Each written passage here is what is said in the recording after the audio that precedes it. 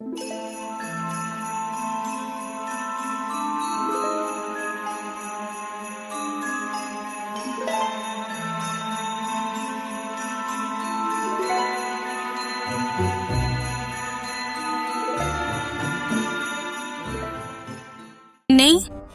চিন্তা মনে হয় ভুল দেখেছেন, হয়তো লাল কালির ছিটে লেগেছিল।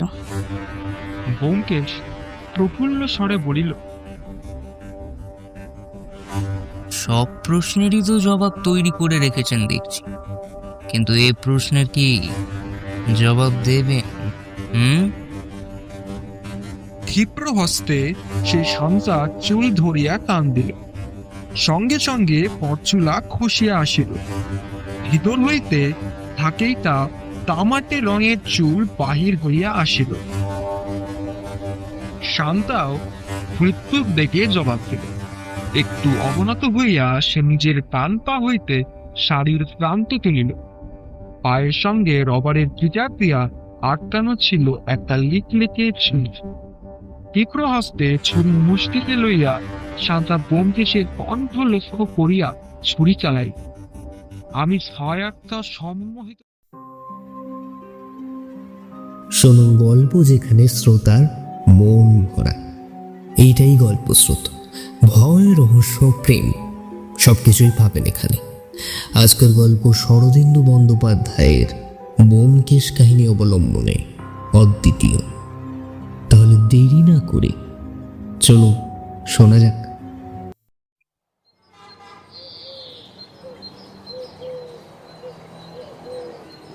প্রকৃতির অলঙ্ঘনীয় বিধানে ব্যোমকেশের সহিত যখন সত্যবতীর দাম্পত্য কলহ বাঁধিয়া যাইত, তখন আমি নিরপেক্ষভাবে বসিয়া তাহা উপভোগ করিতাম। কিন্তু দাম্পত্য কলহে যখন স্ত্রী জাতি এবং পুরুষ জাতির আপেক্ষিক উৎকর্ষের প্রসঙ্গ আসিয়া পড়িত, তখন বাধ্য হইয়া আমাকে ব্যোমকেশের পক্ষ অবলম্বন করিতে হইত। তবু দুই বন্ধু একজোট হইয়াও সবসময় সত্যবতীর সহিত আটিয়া উঠিতাম না। বস্তুত মানুষের ইতিহাসে পুরুষ জাতির দুষ্কৃতির নজির এত অপব্যাপ্ত লিপিবদ্ধ হইয়া আছে যে তাহা খণ্ডন করা এক প্রকার অসম্ভব। শেষ পর্যন্ত আমাদের রণে ভঙ্গ দিতে হইত। কিছুকাল হইতে কলিকাতা শহরে এক উৎপাতের প্রাদুর্ভাব হইয়াছে। একদিন শীতের সকালবেলা সংবাদপত্র সহযোগে চা পান করিতে করিতে ব্যোমকেশ ও আমি তাহাই আলোচনা করিতেছিলাম। যে ব্যাপার ঘটিতেছে তার মোটামুটি এইরূপ। কখনো একটি, কখনো বা একাধিক ভদ্রশ্রেণীর যুবতী তাক পুছিয়া দুপুরবেলা বাহির হয়। পুরুষেরা তখন গিয়েছে। বাড়িতে মেয়েরা আহারাদি সম্পন্ন করিয়া দিবানিদ্রার উদ্বেগ করিতেছে। এই সময় যুবতীরা গিয়া দরজায় টোকা মারে। বাড়ির গৃহিণী যদি সতর্ক হয়, তিনি দ্বার না খুলিয়া জিজ্ঞাসা করেন, কে? একটি যুবতী বাহির হইতে বলে, চিকনের কাজ করা ভালো সায়া ব্লাউজ এনেছি, দাম খুব সস্তা, কিনিবেন? গৃহিণী ভাবেন ফেরিওয়ালা, তিনি দ্বার খুলিয়া দেন। অমনি যুবতীরা ঘরে ঢুকিয়া পড়ে, ছুরি বা পিস্তল দেখাইয়া টাকা কড়ি গহনাপত্র করিয়া লইয়া প্রস্থান করে। এই ধরনের ঘটনা পূর্বে কয়েকবার ঘটিয়া গিয়াছে। আসামিরা ধরা পড়ে না। সেদিন কাগজ খুলিয়া দেখি অনুরূপ ব্যাপার ঘটিয়াছে। আগের দিন দুপুরবেলা কাশীপুরের একটি গৃহস্থের বাড়িতে। ব্যোমকেশকে খবরটি পড়িয়া শোনাইলাম। সে একটু হাসিয়া বলিল, এতে আশ্চর্য হওয়ার কি আছে? মেয়েরা তো দুপুরে ডাকাতি করেই থাকে। এই সময় সত্যবতী ঘরে প্রবেশ করিল। দ্বারের কাছে দাঁড়াইয়া ব্যোমকেশের পানে কুটিল কক্ষপাত করিয়া বলিল, আহা, মেয়েরা দুপুরে ডাকাতি করে আর তোমরা সব সাধু পুরুষ। ব্যোমকেশ সত্যবতীকে শোনাইবার জন্য কথাটা বলে নাই। কিন্তু সত্যবতী যখন শুনিয়া ফেলিয়াছে এবং জবাব দিয়াছে, তখন আর পশ্চাৎপদ হওয়া চলে না। ব্যোমকেশ বলিল, আমরা সবাই সাধু পুরুষ এমন কথা বলিনি, কিন্তু তোমরাও কম যাও না। সুতরাং তর্ক আরম্ভ হইয়া গেল। সত্যবতী তক্তপোষের কিনারায় বসিল, বলিল, মেয়েদের নিন্দে করা তোমাদের স্বভাব। মেয়েরা কি করেছে শুনি? ব্যোমকেশ বলিল, বেশি কিছু নয়, দুপুরে ডাকাতি। সত্যবতী হাসিয়া উঠিল। আমি খবরের কাগজ হইতা দুপুরে ডাকাতির অংশটা পড়িয়া শুনাইলাম। সত্যবতী বলিল, বেশ, মেনে নিলাম ওরা দোষ করেছে, পেটের দায়ে অন্যায় করেছে, কিন্তু তোমরা যে খুন জখম করছো, যুদ্ধ বাঁধিয়ে হাজার হাজার লোক মারছো, তার বেলা কিছু নয়। তোমাদের তুলনায় মেয়েরা কটা খুন করেছে? বেগতিক দেখিয়া ব্যোমকেশ বলিল, তোমরা এতদিন ঘরের মধ্যে বন্ধ ছিলে, তাই বিশেষ সুবিধা করতে পারো না। এখন স্বাধীনতা পেয়ে তোমাদের বিক্রম বেড়েছে, ক্রমে আরো বাড়বে। বঙ্কিমচন্দ্র কতকাল আগে দেবী চৌধুরানীর কথা লিখে গেছেন। দেবী চৌধুরানী সেকেলের মেয়ে ছিল, তাতেই এই যদি একালের মেয়ে হতো তাহলে কি কাণ্ডটাই না হতো, ভেবে দেখো অজিত। সত্যবতী হাত নাড়িয়া বলিল, ওসব বাজে কথা বলে আমার চোখে তুলে দিতে পারবে না। সত্যিকারের কটা দৃষ্টান্ত দেখাতে পারো যেখানে মেয়ে মানুষ খুন করেছে? ব্যোমকেশ বলিল, সত্যিকারের দৃষ্টান্ত দেখতে চাও?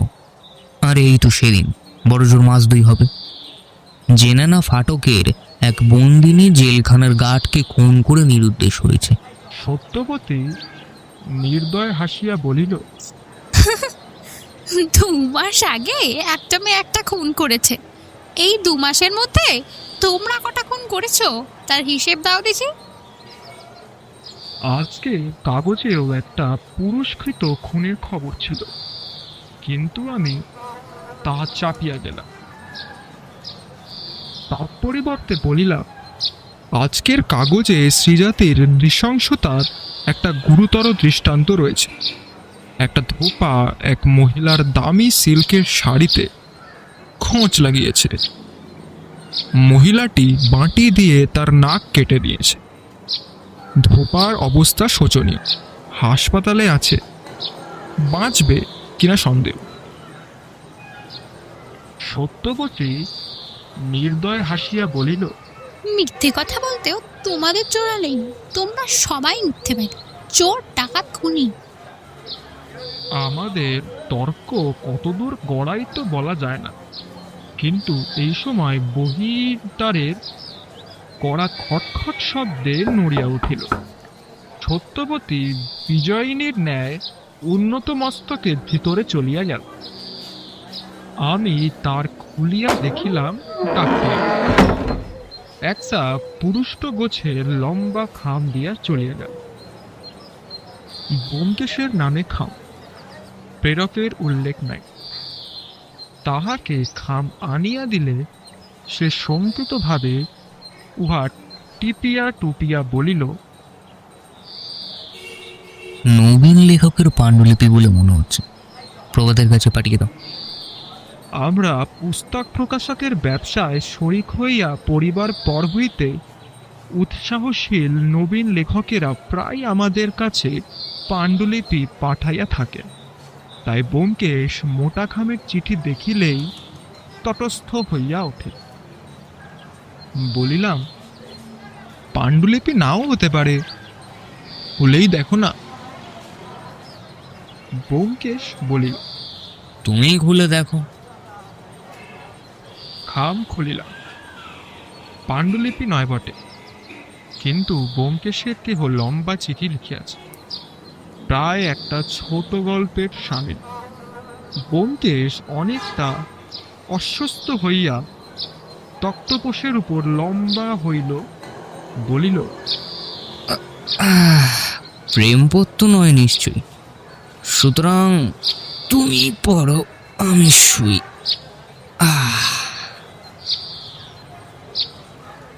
তক্তপোষের পাশে চেয়ারটা নিয়ে আমি চিঠি পড়িতে আরম্ভ করিলাম। হাতের লেখা খুব স্পষ্ট নয়, একটু কষ্ট করিয়া পড়িতে হয়, কিন্তু ভাষা বেশ ঝরঝরে। শ্রী ব্যোমকেশ বক্সী মহাশয় সমীপে সবিনয় নমস্কার পূর্বক নিবেদন। আমার নাম শ্রী চিন্তামণি গুণ। পুলিশ আমাকে খুনের মামলায় জড়াইবার চেষ্টা করিতেছে, তাই নিরুপায় হইয়া আপনার শরণ লইয়াছি। শক্তি থাকিলে আমি আপনার সঙ্গে দেখাও করিতাম। আমার বক্তব্য মুখে বলিলে আরো পরিষ্কার হইত, কিন্তু কয়েক বছর যাবৎ আমি পক্ষাঘাত রোগে পঙ্গু হইয়াছি। আমার বাম অঙ্গ অচল হইয়া পড়িয়াছে। ঘরের মধ্যে অল্প চলাফেরা করিতে পারি মাত্র, তাই বাধ্য হইয়া পত্রটি লিখিতেছি। যে গুরুতর ব্যাপার ঘটিয়াছে তাহা বিবৃত করিবার পূর্বে আমার নিজের পরিচয় কিছু জানাইতে ইচ্ছা করি। আমার বয়স এখন 57 বছর। স্ত্রী পুত্র নাই, কেবল 3টি বাড়ি আছে। বাড়িগুলি ভাড়া দিয়াছি। তার মধ্যে একটি বাড়ির দ্বিতলে 2টি ঘর লইয়াই আমি থাকি। বৃত্ত রামাদিন আমার পরিচর্যা করে। শিরোনাম হয়, ঠিকানা দেখিয়া বুঝিবে আমি কলিকাতার পূর্ব দক্ষিণ অঞ্চলে থাকি। রাস্তাটি বেশ চওড়া। যে বাড়িতে আমি থাকি সেটি রাস্তার একদিকে, আবার অন্য বাড়ি দুটি প্রায় তাহার সামনাসামনি, রাস্তার অপর দিকে। এই বাড়ি দুটি অপেক্ষাকৃত ছোট এবং একতলা। ইহাদের জমজ বাড়িও বলিতে পারে। 2টি বাড়ির মাঝখান দিয়া খিড়কির দিকে যাইবার সরু গলি আছে। আমি রোগে পঙ্গু। 2টি ঘরের মধ্যেই আমার জীবন। পক্ষাঘাত হওয়ার আগে আমি দালালি করিতাম। সে অনেক ছুটাছুটি করিয়াছি। ছুটাছুটি করিতেই আমি অভ্যস্ত। তাই এখন সারা বেলা জানলার দিকে তাকিয়ে বসিয়া থাকি এবং রাস্তার লোক চলাচল দেখি। এই জীবন। একটি বাইনোকুলার কিনিয়াছি, তাহাই চোখে দিয়া দূরের দৃশ্য দেখি। বাইনোকুলার দিয়া অনেক বাড়ির ভিতরে দৃশ্যও দেখা যায়। আমার জমজ বাড়ির ভাড়াটের ওপর নজর রাখিতে পারি এই দ্বারা। যাহাদের ক্ষমতা আছে বই কি, তাহারা সিনেমা থিয়েটার দেখে, আমি জানলায় বসিয়া সাদা চোখে প্রবাহমান জীবন স্রোত দেখি এবং চোখে দূরবীন লাগাইয়া নেপথ্য দৃশ্য দেখিতে সক্ষম হই। কত বিচিত্র দৃশ্য দেখিয়াছি, শুনিলে আশ্চর্য হইয়া যাইবে। কিন্তু সে কথা থাক। মাস 3 আগে পৌষ মাসের মাঝামাঝি একটি ছোকরা আমার সঙ্গে দেখা করিতে আসে। বেশ পেটে খাটো চেহারা, কারের চুলটা, তামাটে রঙের চুল, তার তরে মুখ, নাকের নিচে ছোট্ট একটি প্রজাপতি গোবও আছে। পরিধানে দামি বিলাতি পোশাক বটে, তাহার ওপর ক্যামেরা হেলায় কাপড়ের ওভারকেট। দ্বারের কাছে তারাই আর সসর নামে বলিল, আমার নাম তপন সেন, আসতে পারি? আমি তখন জানলার কাছে বসিয়া সেই দিনকার খবরের কাগজটি পড়িতেছিলাম। তাহার দিকে তুলিয়া বলিলাম, আসুন। তপন সেন আসিয়া একটা চেয়ার টানিয়া আমার মুখে বসিল। আমি বলিলাম, তা কি দরকার বলুন তো? সে জানলার বাইরে আঙুল দেখাইয়া বলিল, আপনার চোরা বাড়ির একটা বাড়ি খালি হয়েছে, তাই এলাম আর কি। যদি আমাকে ভাড়া দেন। বাড়িটা কিছুদিন হইতে কালি পড়িয়াই ছিল। আগের ভাড়াটে বাড়ি তছনছ করিয়া দিয়াছিল, সে আর কি বলি। আবার তাহা মেরামত চুনকাম করিয়া রাখিয়াছিলাম। ঠিক করিয়াছিলাম ভালো ভাড়াটে না পাইলে আর ভাড়া দিব না।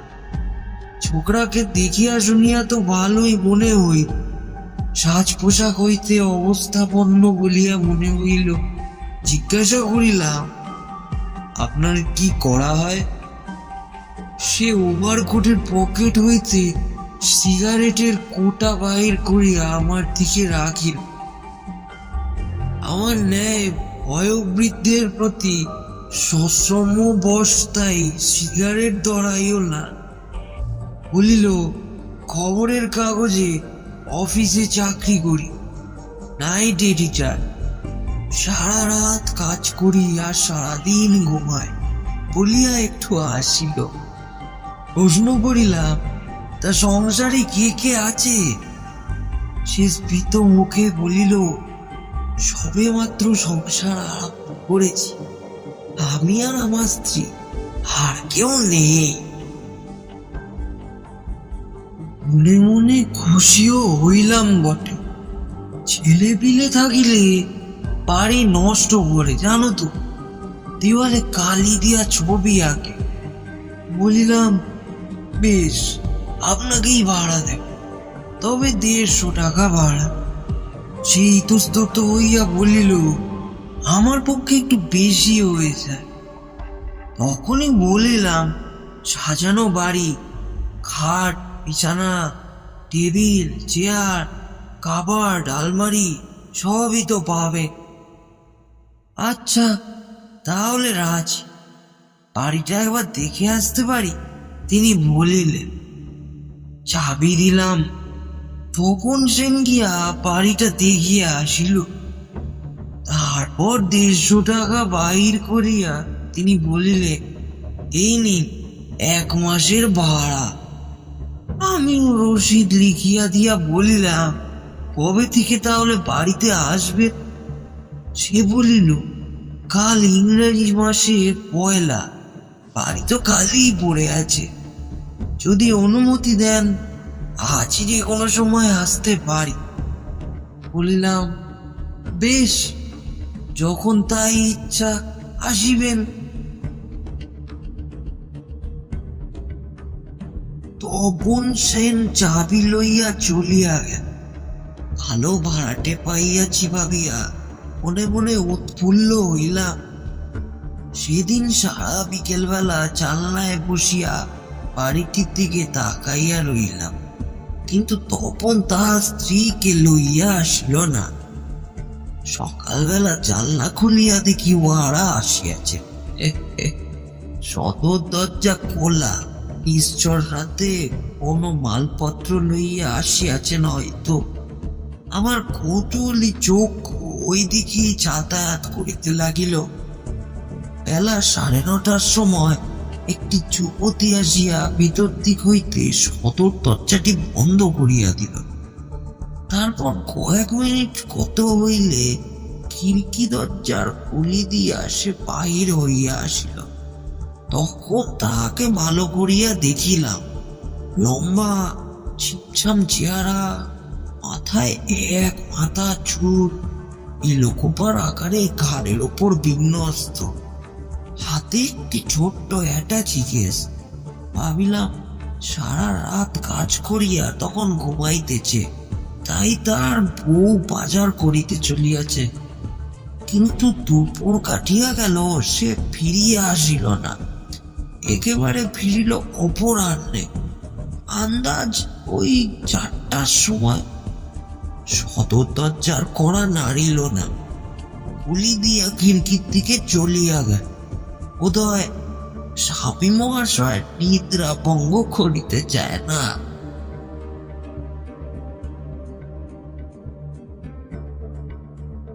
কিছুক্ষণ পরে আমি রামাদিনকে পাঠাইলাম। নূতন ভাড়াটে, তাদের সুবিধা অসুবিধার খোঁজ তো লওয়া দরকার। জানালায় বসিয়া দেখিলাম রামাদিন গিয়া দ্বারের দরজার কড়া নাড়িল, পেট দরজা খুলিয়া দিল। রামাদিনের সহিত কথা কইয়া এটি একবার চোখ তুলিয়া আমার জানালার পানে চাইল। তাহার পর রামাদিনের সঙ্গে দ্বিতীয় তলে আমার কাছে উঠিয়া আসিল। দূর হইতে তাহাকে দেখিয়াছিলাম, এখন কাছে হইতে দেখিলাম সে ভারী সুস্থি চেহারা, লম্বা এক হাড়া, পেট কৃন্তির বোয়া উঠল নাই। পাগালের উপর মাসুরের মতো একটি লাল তিল, তাহাতে মুখের লালি তো আরো বাড়িয়াছে। একটি বিষয় লক্ষ্য করিলাম, স্বামী স্ত্রীর বয়স প্রায় একই, 23-24। হয়তো প্রেমে পড়িয়া বিবাহ করিয়াছে। আজকাল তো কতই এমন দেখা যায়, তাই নাকি? ছোট্ট নমস্কার করিয়া বলিল, আমার নাম শান্তা, আমাদের কোনো অসুবিধা নেই, খুব সুন্দর বাড়ি পেয়েছি। তাহার কথা বলিবার ভঙ্গি যেন আরো মিষ্টি, গলার স্বরও তেমনি নরম। বলিলাম, বসুন। সে মাথা নাড়িয়া বলিল, আমাকে আপনি বলিবেন না, আমি আপনার মেয়ের বয়সী। আমি বলিলাম, তা আচ্ছা, তোমাদের বিচাকর যদি দরকার থাকে, আসলে নতুন পাড়ায় এসেছো তো?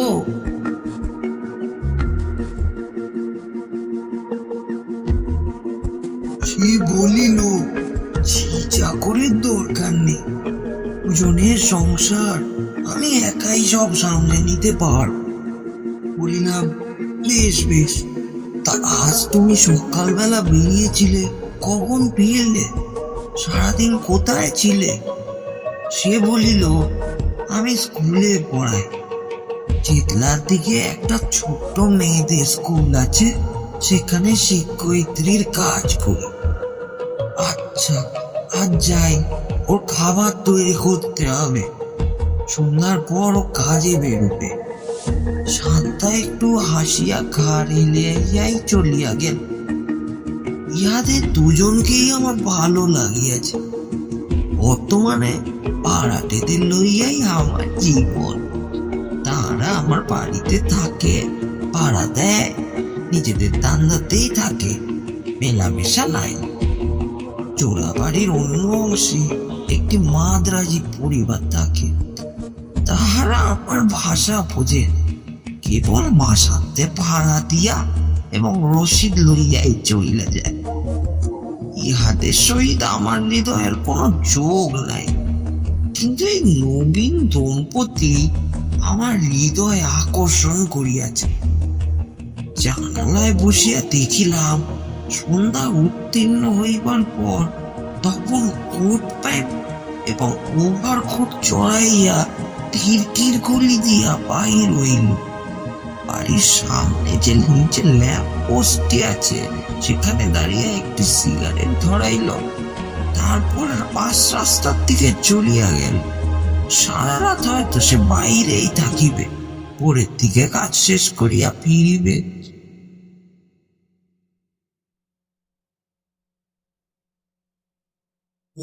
পর উহাদের নিয়ম বাঁধা জীবনযাত্রা চলিতে লাগিল।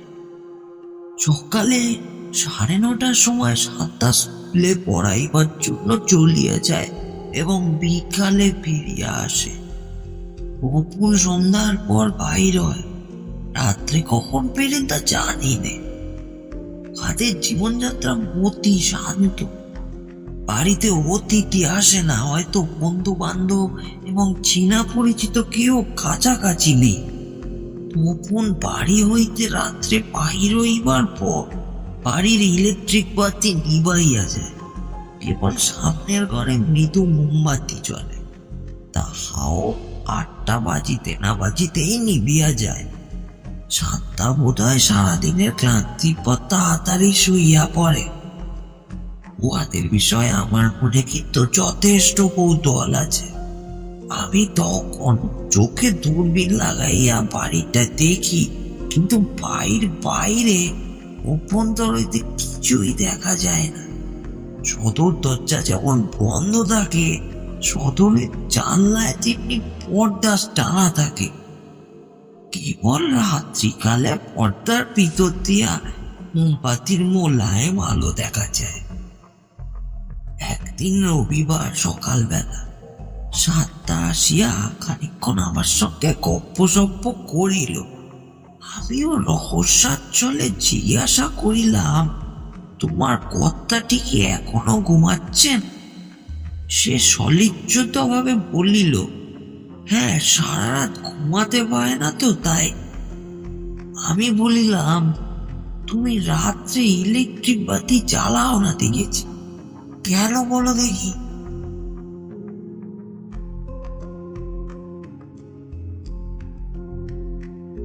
শান্তা সচকিত হইয়া বলিল, আমার চোখ ভালো না, চলালো বেশিক্ষণ সহ্য হয় না, ও আবার কম আলোয় দেখতে পায় না, তাই ও চলে গেলেই ইলেকট্রিক নিভিয়ে পিদিম জ্বলি।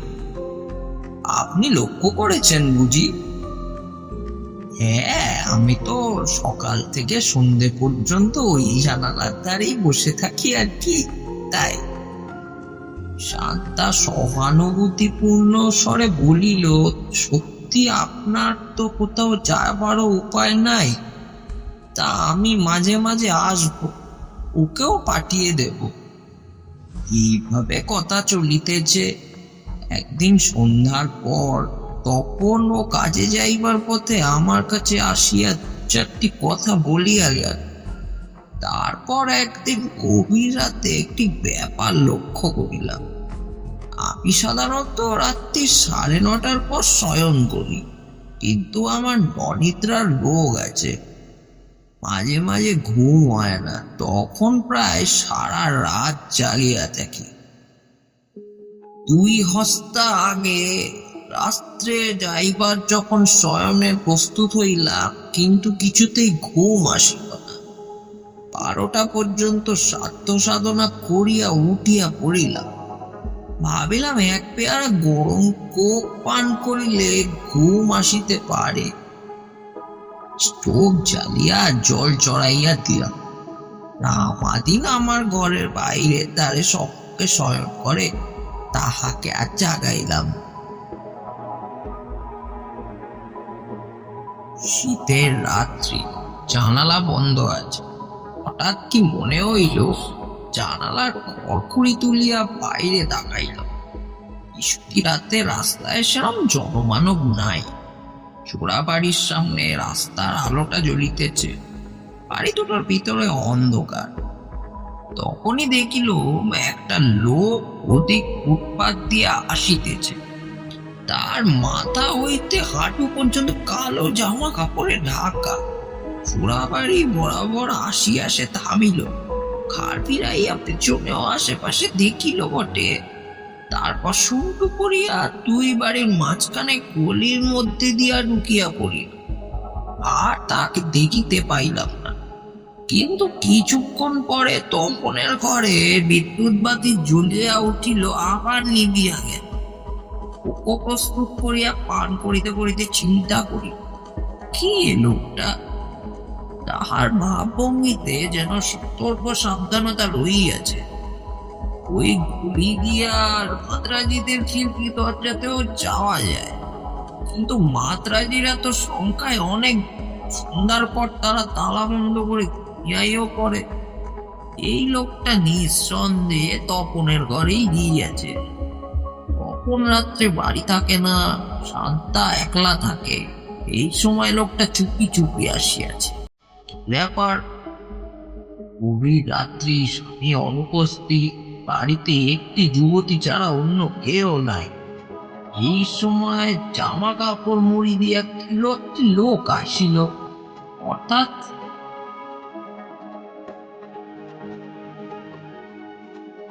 মনটা খারাপ হইয়া গেল।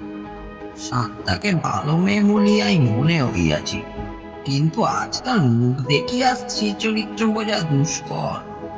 মনকে আমার ভাড়াটিতে স্ত্রী কি করিতেছে তাহা আমার খোঁজের আর কি প্রয়োজন? আমার যথাসময় ভাড়া পাইলেই হলো। একবার ভাবিলাম জানলায় দাঁড়াইয়া দেখি লোকটা কতক্ষণে বাইর হয়, কিন্তু কোকো পান করিয়া একটু ঘুমের আমেজ আসিয়াছিল, তাই শুইয়া পড়িলাম। আসন্ন ঘুমকে খোঁচা দিয়া তাড়াইলে হয়তো সারা রাত জাগিয়াই থাকিতে হইবে। এই ঘটনার পর 2 সপ্তাহ কাটিয়া গিয়াছে। গত রবিবার তপন আসিয়া বাড়ি ভাড়া দিয়া গেছে, এটি উল্লেখযোগ্য। তপনকে নৈশ আগন্তুকের কথা কিছু বলি নাই, কি দরকার আমার। তারপর হঠাৎ পরশু রাত্রির ব্যাপার। পরশু রাত্রেও আমাকে অনিদ্রা রোগে ধরিয়াছিল। 12টা পর্যন্ত বিছানায় এপাশ ওপাশ করিয়া উঠিয়া পড়িলাম। উঠে স্টোভে পুকুর জল বসাইয়া দিয়া জানলার খড়খড়ি তুলিয়া উঁকি মারিলাম। লোকটা যেন আমার উঁকি মারার জন্যই অপেক্ষা করিতেছিল। সেই জামা কাপড় জড়ানো লোকটি, সে ফুটপাত দিয়া দ্রুত পথে আসিয়া গলির ঠিক মুখের কাছে একটু ভিতরের দিকে লুকাইয়া পড়িল। তারপর এদিক হইতে আর একটা লোক আসিতে দেখিলাম। গলার কন্টার জড়ানো একটা গলির মুখ পর্যন্ত আসিয়া দাঁড়াইয়া পড়িল। অনিশ্চিত ভাবে এদিক ওদিক চাইতে লাগিল। মনে হইল সে জামা কাপড় ঢাকা লোকটাকে অনুসরণ করিয়াছে। এখন আর তাকে খুঁজিয়া পাইতেছে না। এই সময় জামা কাপড় ঢাকা লোকটা মুখ হইতে জামা কাপড় সরাইল। সবিস্ময়ে চিনিলাম তপন। তারপর মুহূর্তের মধ্যে একটা ভয়ঙ্কর ঘটনা ঘটিয়া গেল। তপনের হাতে একটি চুরি ঝালকাইয়া উঠিল। সে এক লাফে সামনে আসিয়া কণ্ঠার জড়ানো লোকটার বুকে ছুরি টিপি দিয়া দিল। লোকটা ফুটপাতের উপর পড়িয়া গেল। তপন বিদ্যুৎ বেগে আবার গলির মধ্যে ঢুকিয়া পড়িল। আমি হতভম্ব হইয়া রইলাম। লোকটা ফুটপাতের উপর নিশ্চল হইয়া পড়িয়া আছে। একটা কাকুতি পর্যন্ত তার মুখ দিয়া বাইর হইতেছে না। নিশ্চয়ই মারা গিয়াছে। আমার ঘরে টেলিফোন আছে। এই ঘটনার ধাক্কা সামলাইয়া আমি তৎক্ষণাৎ থানায় ফোন করিলাম। আমাদের থানা কাছে। 5 মিনিটের মধ্যে পুলিশ আসিয়া পড়িল। দারোগা বাবু আমার বয়ান শুনিয়া তপনের বাসা ঘেরাও করিলেন। তপনকে কিন্তু বাড়িতে পাওয়া গেল না। শান্তা ঘুমাইতেছিল, সে কিছু জানিতে পারে নাই। তপন খিড়কির দরজা খুলিয়া বাড়িতে আসিয়াছিল, তাহাতে সন্দেহ নাই। সে বাসায় বস্ত্রাদি বদল করিয়া সত্তাকে না জাগাইয়াই চুপি চুপি পলায়ন করিতেছে। তা নিঃসন্দেহে সঠিক। কি বলেন? সেই রক্তে মৃতদেহ শনাক্ত হয় নাই। পরে জানা গিয়াছে মৃত ব্যক্তিটির নাম বিধুভূষণ আইচ। বর্ধমানের পুলিশের কর্মচারী, সম্প্রতি ছুটি লইয়া কলকাতায় আসিয়াছে। তপনের বাসায় পুলিশের পাহারা কায়েম আছে। তপন এখনো ধরা পড়ে নাই। দারোগা বাবু ক্রমাগত শান্তাকে জেরা করিয়াছে, অথচ বেচারি নির্দোষ। সে আমি তাহার প্রতি অন্যায় সন্দেহ করিয়াছিলাম, সেজন্য লজ্জিত আছি। এখন বুঝিয়াছি তপনই মধ্যরাতে জামা কাপড় মুড়িয়া দিয়া বাসায় ফিরিয়া আসিত। এদিকে আমার অবস্থা শোচনীয় হইয়া উঠিয়াছে। তপন কেন খুন করিয়াছে আমি কিছুই জানি না, অথচ ঘন্টায় ঘন্টায় নতুন পুলিশ অফিসার আসিয়া আমাকে জেরা করিয়া যাইতেছেন। আমি চলৎশক্তিহীন পঙ্গু মানুষ, কিন্তু পুলিশ বোধহয় সন্দেহ করে যে খুনের জন্য আমি দায়ী। আমার অপরাধ এই যে তপন আমার ভাড়াটে এবং আমি হত্যাকাণ্ডটাই প্রত্যক্ষ করিয়াছি। এখন আপনার কাছে বিনীত অনুরোধ, আপনি আমাকে উদ্ধার করুন। আমার প্রাণ প্রতিষ্ঠা হইয়া উঠিয়াছে। পুলিশ হয়তো সন্দেহের ওপর আমাকে ধরিয়া লইয়া গিয়া হাজতে পড়িবে। তাহা হইলে তো আমি মরিয়াই যাইব। আমার টাকা আছে, আপনি যদি আমাকে উদ্ধার করিতে পারেন আমি আপনাকে খুশি করিয়া দিব। আর ওদিক কি, যত শীঘ্র পাবেন আমাকে পুলিশের ঝামেলা হইতে রক্ষা করব। আমি আপনার নিকট চিরকৃতজ্ঞ থাকিব। চিঠি পড়া শেষ হইলে ব্যোমকেশ আমার হাত হইতে চিঠি লইয়া মনে মনে পড়িতে আরম্ভ করিল। আমি আর এক পেয়ালা চা সংগ্রহের উদ্দেশ্যে রান্নাঘরের অভিমুখে যাত্রা করিল। সত্যবতী হয়তো রাজি আছে, তাহাকে ঠান্ডা করাও দরকার। আধ ঘন্টা পরে ফিরিয়া আসিয়া দেখি ব্যোমকেশ চিঠি কোলে লইয়া বসিয়া আছে এবং আপনি মনে হাসিতেছে। জিজ্ঞাসা করিলাম, হাসি কিসের? ব্যোমকেশ বলিল, ব্যাপারটাই হাসির। চিন্তামণি কুণ্ডু মশাই কিন্তু একটা বিষয়ে ভুল করেছেন। তপনের বাড়িতে বিদ্যুৎ বাতি নিভে যাওয়ার সময়টা তিনি ভালো করে লক্ষ্য করেননি। তুমি কি করে তা জানলে? আমার অনুমান যদি সত্য হয় তাহলে তিনি নিশ্চয়ই ভুল করেছেন। আর একটা ভুল করেছেন, সেটা অবশ্য স্বাভাবিক। ব্যোমকেশ প্রফুল্ল স্বরে বলিল, অজিত, চিন্তামণির বাবুর ঘরে টেলিফোন আছে, তুমি তার নম্বর খুঁজে তাকে ফোন করো। আর একটা জরুরি প্রশ্নের উত্তর দরকার। তাকে জিজ্ঞাসা করো তপনের গলার আওয়াজ কিরকম। নিশ্চয়ই খুব জরুরি প্রশ্ন। আর কিছু জানতে চাও? আর কিছু না, তাকে বলো ভাবনার কিচ্ছু নেই, আমি অবিলম্বে যাচ্ছি। চিন্তামণি বাবুকে ফোন করিলাম। তারপর ফিরিয়া আসিয়া বলিলাম, তপনের গলার আওয়াজ চেরা চেরা। ব্যোমকেশ বলিল, চেরা চেরা, তাহলে ঠিক করেছে, আর কোনো সন্দেহ নেই। বলিলাম, কি ধরেছ তুমি যেন? কিন্তু চিন্তামণি বাবুর গলাও চেরা চেরা মনে হলো। ব্যোমকেশ বলিল, তাতে আর আশ্চর্য কি? একে পক্ষাঘাত, তার উপর পুলিশের আতঙ্ক। চলো বেরিয়ে পড়া যাক, কাজ সেরে ফিরে এসে মধ্যাহ্ন ভোজন করা যাবে। চিন্তামণি বাবুর বাড়ির রাস্তাটা বেশ চওড়া নূতন রাস্তা। শহরের অন্তিম প্রান্তে বলিয়া অপেক্ষাকৃত নির্জন। তপন সেনের বাসা পুলিশের পাহারা দেখিয়া সহজেই শনাক্ত করা গেল। তাহার উল্টা দিকে চিন্তামণি বাবুর দ্বিতল বাড়ি। আমরা উপরে উঠিয়া গেলাম। রামাদিন দুটি চেয়ার আগাইয়া দিল। আমরা বসিলাম। টেলিফোনে গলার আওয়াজ শুনিয়া চিন্তামণি বাবুর চেহারা যেমন আন্দাজ করিয়াছিলাম, আসলে তেমন নয়। কৃষ্ণবর্ণ মোটাসোটা মানুষ। উপবিষ্ট অবস্থায় দেখিয়া পক্ষাঘাতগ্রস্ত বলিয়া মনে হয় না। তাহার পাশে টিপায়ের উপর একটি দামি বাইনোকুলার রাখা রইয়াছে। চিন্তামণি বাবু বলিলেন, ব্যোমকেশ বাবু রাস্তায় আসছে দেখেই চিনেছি। আসুন আসুন, আগে কি খাবেন বলুন? চা, কোকো, ওভালটিন? ব্যোমকেশ বলিল, এখন কিছু দরকার নেই। পুলিশ আজ আপনার কাছে এসেছিল নাকি? চিন্তামণি বাবু বলিলেন, আসেনি আবার? দারোগা আমার দিকে একবার তেড়ে তেড়ে আসছে, একবার ও বাড়ির শান্তার দিকে তেড়ে যাচ্ছে। কি যে চায় ওরা বুঝি না। একই প্রশ্ন 50 বার। আমার পক্ষাঘাত হয়েছে, সিঁড়ি দিয়ে নিচে নামতে পারি না কিনা, বাইনোকুলার রেখেছি কেন, তপন সেনকে বাড়ি ভাড়া দিয়েছি কেন, বলুন দেখি ব্যোমকেশ বাবু, এইসব প্রশ্নের কি জবাব দেব? জবাব দিতে দিতে আমার প্রাণ ওষ্ঠাগত হয়েছে। এখন আপনি আমাকে বাঁচান। ব্যোমকেশ বলিল, ভাববেন না, সব ঠিক হয়ে যাবে। এখন দারোগাবুর সঙ্গে একবার দেখা করার দরকার। তিনি কি?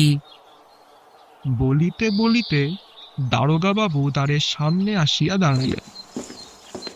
10 বছর আগে বিজয় ভাদুরী যখন ছোট দারোগা ছিলেন তখন তাহার সহিত পরিচয় হয়েছিল। রোগা লম্বা বেউর বাঁশের মতো চেহারা, কিন্তু অত্যন্ত কর্মোৎপর ও সন্দিগ্ধ চিত্ত ব্যক্তি। 10 বছরে তিনি বড় দারোগা হইয়াছেন, কিন্তু চেহারার তিলমাত্র পরিবর্তন ঘটে নাই, এবং মনও যে পূর্ববৎ সন্দেহপরায়ণ আছে তাহা তার চোখের দৃষ্টি হইতে অনুমান করা যায়। বিজয়বাবু বলিলেন, ব্যোমকেশ বাবু যে? ব্যোমকেশ হাসিয়া বলিল, চিনতে পেরেছেন দেখছি। তা আপনার আসামি মানে তপন সেন ধরা পড়লো? বিজয় ভাদুরী একবার চিন্তামণি বাবুকে বক্রদৃষ্টিতে বিদ্ধ করিয়া বলিলেন, ধরা পড়েনি এখন, কিন্তু যাবে কোথায়? আপনি হঠাৎ এখানে কি উদ্দেশ্যে? ব্যোমকেশ বলিল, চিন্তামণি বাবু আমার মক্কেল, ওনার বাড়িতে খুন হয়েছে, তার ভাড়াটে খুন করেছেন, আর আপনারা ওনাকে বিরক্ত করছেন, তাই নিজের স্বার্থ রক্ষার জন্য উনি আমাকে নিযুক্ত করেছেন, এই আর কি। বিজয় ভাদুরী কুটিল কুঞ্চিত চক্ষে ব্যোমকেশের পানে চাহিয়া রহিলেন। বোধ করি মনে মনে বিবেচনা করিলেন ব্যোমকেশকে গলা ধাক্কা দিবেন কিনা। তারপর তিনি যখন কথা বলিলেন তখন তাহার সুর একেবারে বদলাইয়া গিয়াছে। তিনি ব্যোমকেশের দিকে ঝুঁকিয়া ঈষৎ রস্যকণ্ঠে বলিলেন, একবার বাইরে আসবেন, দুটো কথা আছে। চলুন।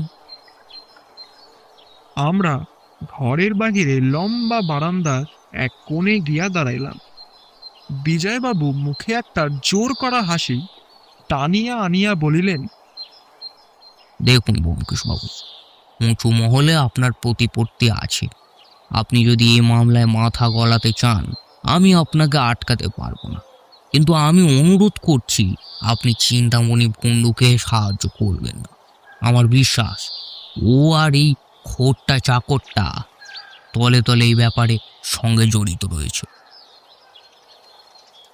ব্যোমকেশ স্থির হইয়া বিজয়বাবুর কথা শুনিল, তারপর বলিল, কে খুন করেছে আপনি জানেন? অবশ্য খুন করেছে তপন সেন, কিন্তু বুড়োটাও এর মধ্যে আছে। বুড়োটাও যদি এর মধ্যে থাকতো তাহলে তপনের নামে খুনের অভিযোগ আনতো কি? এইখানেই তো চালাকি। তপনকে ধরিয়ে দিয়ে বুড়োটা নিজেকে বাঁচাতে চায়। মাফ করবেন বিজয়বাবু, আপনি এ মামলার কিছুই বুঝতে পারেননি।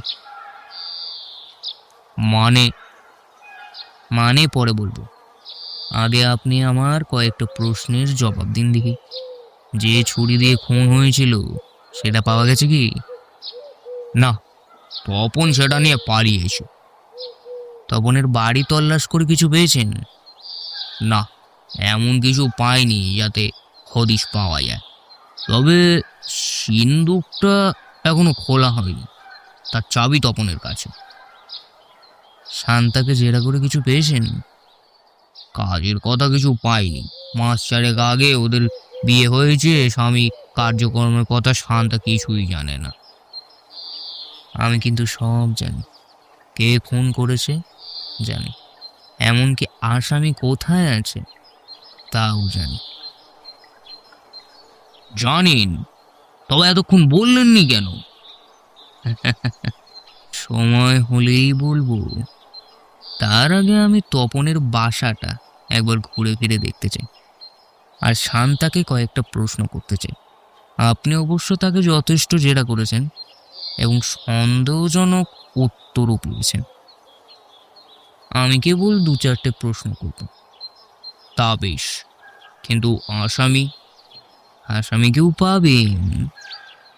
কোথায়? ওই বাড়িতে? আপনি কি বলছেন কিছুই বুঝতে পারছি না। পারবেন, আগে চলুন ওই বাড়িতে।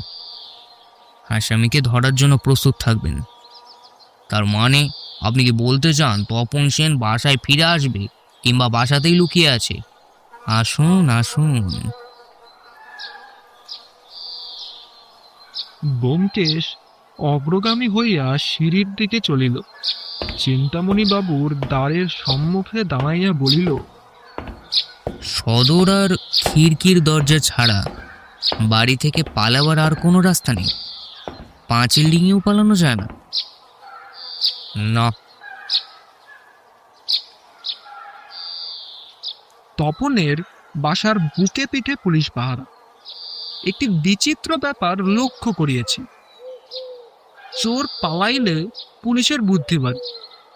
অপরাধী যখন অপরাধ করিয়া চম্পট দিয়াছে, তখন অকুস্থলের চারিপাশে করা পাহারা বাসাইয়া কি লাভ হয় আমি আজ পর্যন্ত বুঝিয়া উঠিতে পারি নাই। ব্যোমকেশ গলি দিয়ে খিড়কির দরজার দিকে যাইতে বলিল। বিজয়বাবু, আপনি আর অজিত শান্তার কাছে গিয়ে বসুন। আমি স্নানঘর আর রান্নাঘরটার এক নজর দেখে যাই। খিড়কির দরজায় একজন পাহারাওয়ালা দাঁড়িয়ে আছে। উপরন্তু দরজায় তালা লাগানো। বিজয়বাবুর হুকুমে পাহারাওয়ালাগুলো তালা খুলিয়া দিল। আমরা ভিতরে গেলাম। আমরা সামনের ঘরে প্রবেশ করিলাম। এটি বসিবার ঘর। বেতের আসবাব দিয়া সাজানো। একটি বেতের চেয়ারে শান্তা উদাস অসহায়ভাবে বসিয়া আছে। চিন্তামণি কুণ্ডু তাহার চেহারার যে বর্ণনা দিয়েছিলেন তাহা সত্য। বর্তমানে তাহার মাথার চুলগুলি অবিন্যস্ত, চোখ দুটিও লক্ষ্য, বোধ হয় কান্নাকাটি করিয়াছে। তিনজন নির্বাক বসিয়া আছে। আমি চিন্তা করিতেছি, পুলিশের জেরা শুনিয়া শুনিয়া মেয়েটা ক্লান্ত হইয়া পড়িয়াছে। সে যদি নির্দয় হয়, স্বামীর অপরাধের সহিত তাহার যদি কোনো সংযোগ না থাকে, তবু তার নিষ্কৃতি নেই। কিন্তু তপন ওই লোকটাকে খুন করিল কেন? যৌন ঈর্ষা? শান্তার সঙ্গে ওই লোকটার কি? ব্যোমকেশ শয়নকক্ষ হইতে প্রবেশ করিল। তাহার মুখ হাসি হাসি। সে শান্তার সম্মুখে চেয়ার টানিয়া বসিয়া স্মিত মুখে তাহার পানে চাহিয়া রহিল। ছোট্ট এক টুকরো উঠানের গায়ে দুটি ঘর, পাশে রান্নাঘর ও স্নানের ঘর। ব্যোমকেশ বলিল, আপনার শোয়ার ঘরে একটা ছোট্ট লোহার সিন্দুক রয়েছে দেখলাম, ওতে কি আছে? শান্তাও ক্লান্তভাবে তাহার পানে চাহিল। তারপর ধীরে ধীরে তাহার চোখে শঙ্কা ও সতর্কতা ফুটিয়া উঠিল। সে সোজা হইয়া বসিয়া একটু বিহুল ভাবে বলল, বাবুকে তো বলেছি কি আছে আমি জানি না। আমার স্বামী সিন্ধুকের চাবি নিজের কাছে রাখতেন। দারোগা বিজয়বাবু বলিলেন, সিন্ধুকের তালা ভাঙার ব্যবস্থা করেছি। বেশ বেশ, ওতে অনেক মাল পাবেন, চোরাই মাল, দুপুরে ডাকাতির গয়নাপত্র। আচ্ছা বলুন দেখি, আপনার স্বামী কি দাড়ি কামাতেন না? বাড়িতে দাড়ি কামানোর সরঞ্জাম নেই দেখছি। শান্তা ভোগ গিলিয়া বলিল, তিনি সেলুনে দাড়ি কামাতেন। ও, আপনার স্বামী দেখছি অসামান্য লোক ছিলেন। তিনি সেলুনে দাড়ি কামাতেন, কিন্তু বাড়িতে চটি জুতো পরতেন না। কোনো কারণ ছিল কি? ওর চটি ছিঁড়ে গিয়েছিল, নতুন চটি কেনা হয়নি। যখন বাড়িতে থাকতেন আমার চটি পরতেন। তাই নাকি? আপনাদের দুজনের পায়ের মাপ তাহলে সমান? প্রায় সমান। বাহ, কত সুবিধে! আপনাদের স্বামী স্ত্রী দেখছি প্রায় সবই সমান, কেবল চুলের রং আলাদা। চিন্তামণিবাবু জানিয়েছিলেন তপনের চুলের রং তামাটে, ঠিক তো? হ্যাঁ। বিজয়বাবু এতক্ষণ চোখ বাহির করিয়া প্রশ্নোত্তর শুনিতেছিলেন।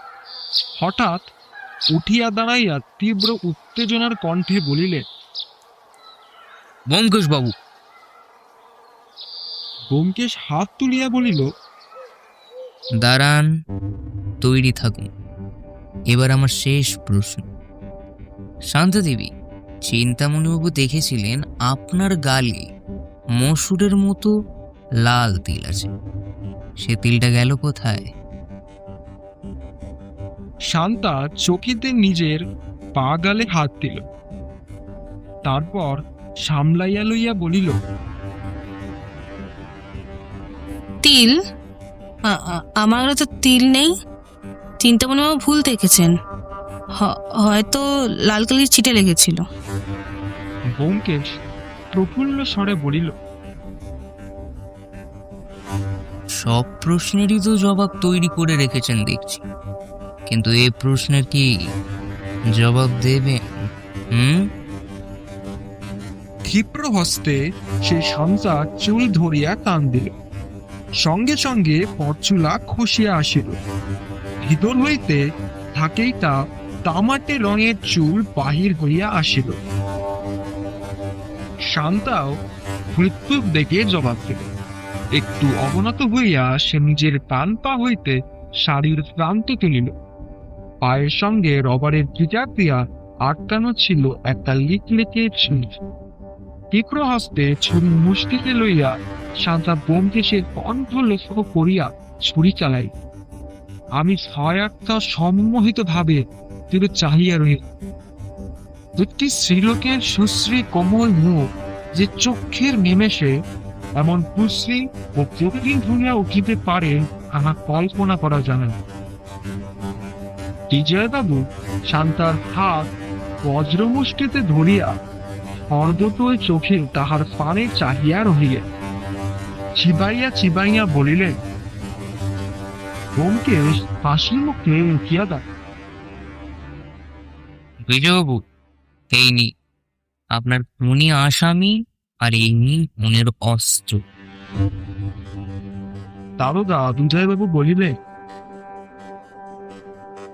কিন্তু চিন্তামণিবাবু বলেছিলেন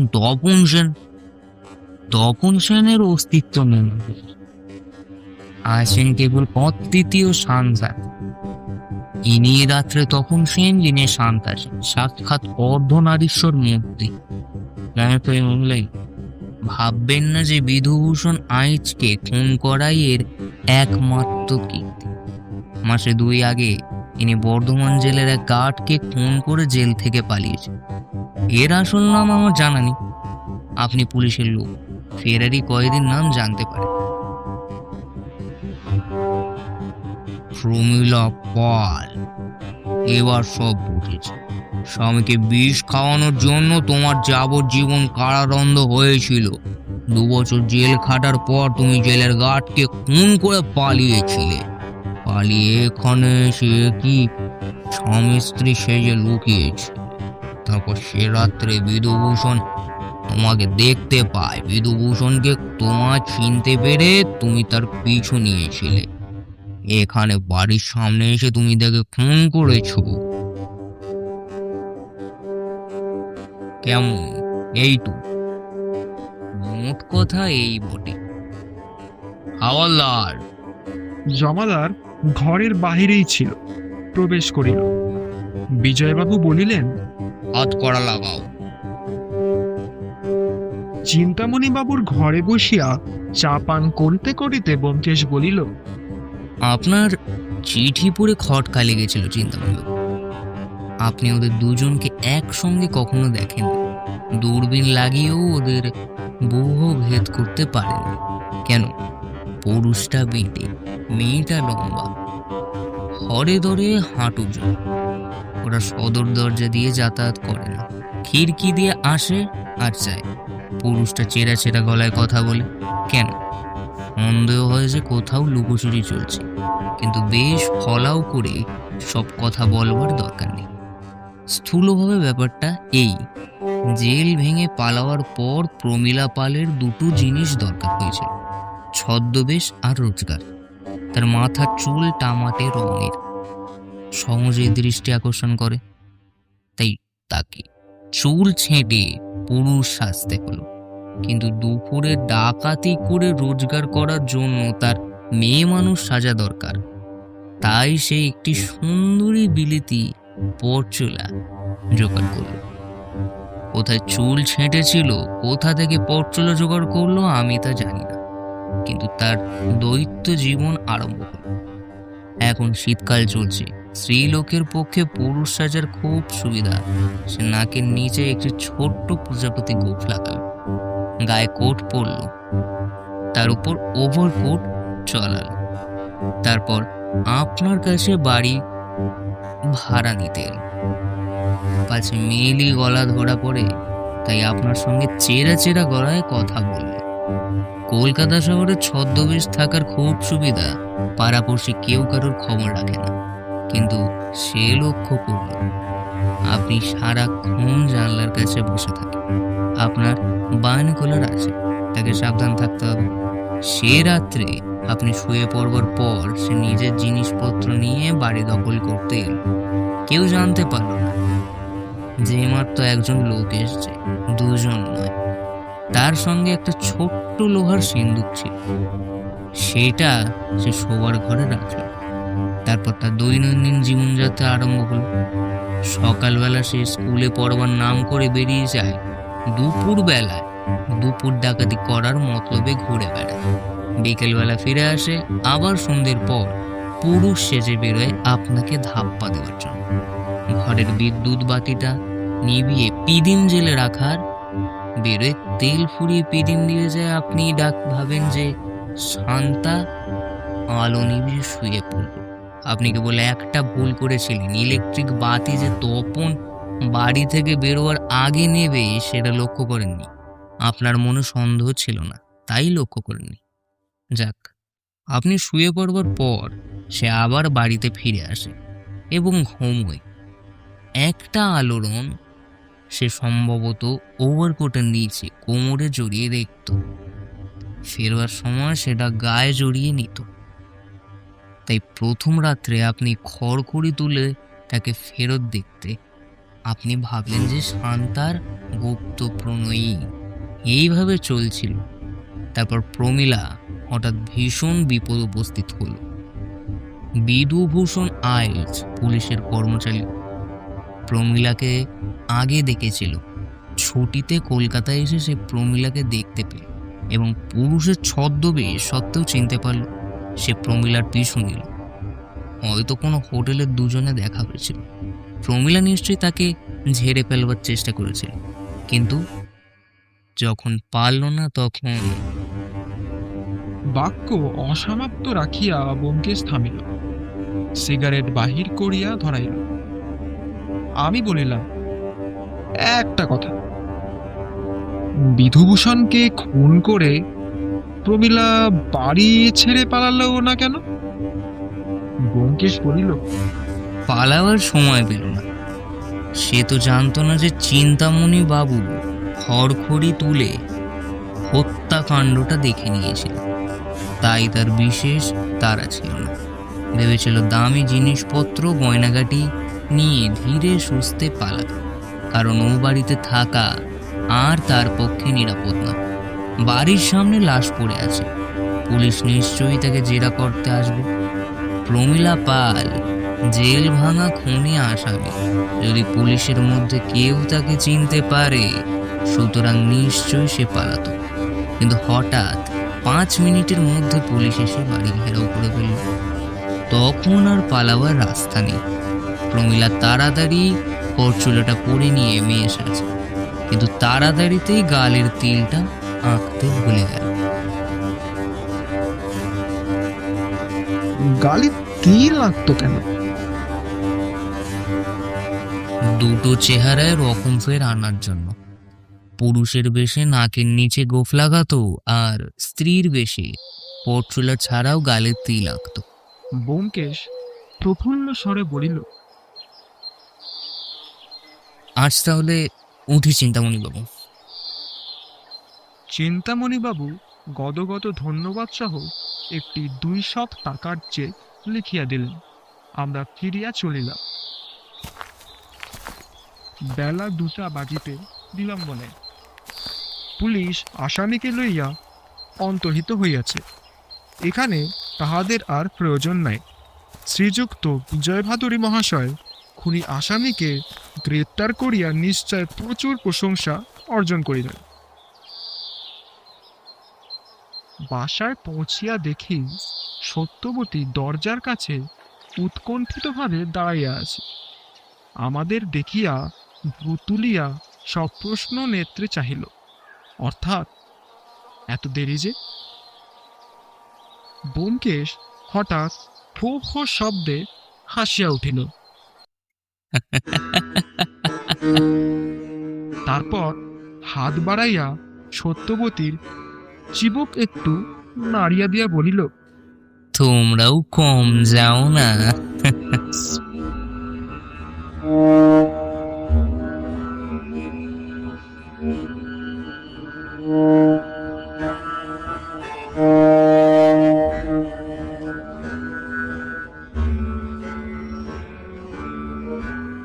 আজকের মতো গল্প এখানে শেষ, তবে কিন্তু পরের সপ্তাহে আবার আসবো একটি নতুন গল্প নিয়ে। হতে পারে তা থাকবে রহস্যে মোড়া, বা কোনো হাড়হিম করা ভৌতিক গল্প, অথবা কোনো মিষ্টি প্রেমের গল্প। কি আগ্রহ হচ্ছে জানার জন্য? কিন্তু জানতে হলে যে গল্প স্রোতের সাবস্ক্রাইব বাটনটি প্রেস করে দিতে হবে চট করে। ডান, এক্ষুনি সাবস্ক্রাইব করে নোটিফিকেশন বেলটি অলে সেট করে রাখুন, না হলে কিন্তু ঠকবেন।